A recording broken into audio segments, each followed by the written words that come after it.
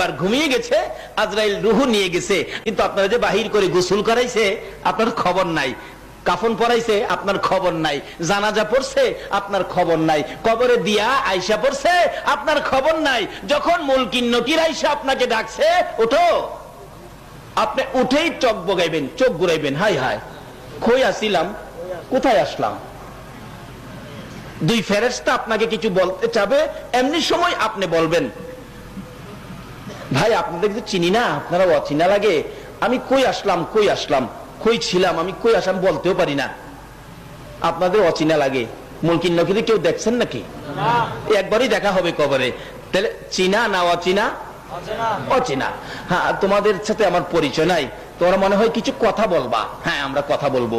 ভাই অনুরোধ, কথাটা পরে বলো, আসরের নামাজের সময় যাইতেছে গা, কবরে দেখবেন এই সময়টা, দিনের 10টাই মাটি দেখ, রাত্রের 10টাই মাটি দেখ, কবরে যখন মুলকিন নকির প্রশ্ন করার জন্য আপনাকে বসাবে, আপনি দেখবেন ওই সময়টা আসরের সময় যাইতেছে, মাগরিবের সময় আইসা গেছে।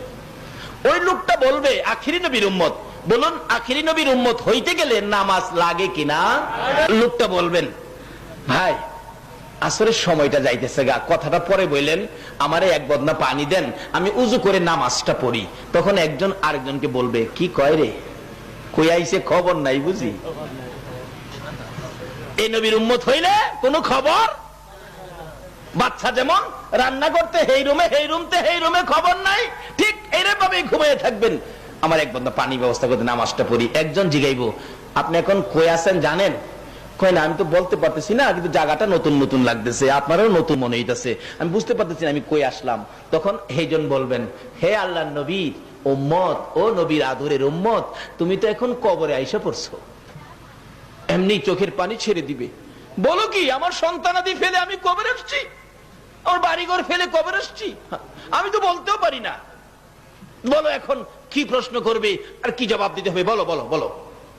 তখন আল্লাহ বলবেন ও ফেরেশতারা, আমার এই বান্দারে আর কি জিগাইবে, আমার বান্দা যে আখিরি নবীর উম্মত এটা পরিচয় দিছে। কোন কিতাবে লেখে প্রশ্ন 3টা, কোন কিতাবে লেখে প্রশ্ন 2টা, কোন কিতাবে লেখে প্রশ্ন 1টা, খালি জিজ্ঞাসা করা হবে তোমরা কি এই নবীরে চিনো? যদি খালি বলতে পারে ইনি আমাদের নবী, উম্মতের কান্ডারি নবী, আল্লাহ বলবেন আর প্রশ্নের দরকার নাই, এই কবরটাকে জান্নাতের বিছানা বিছায়া দাও।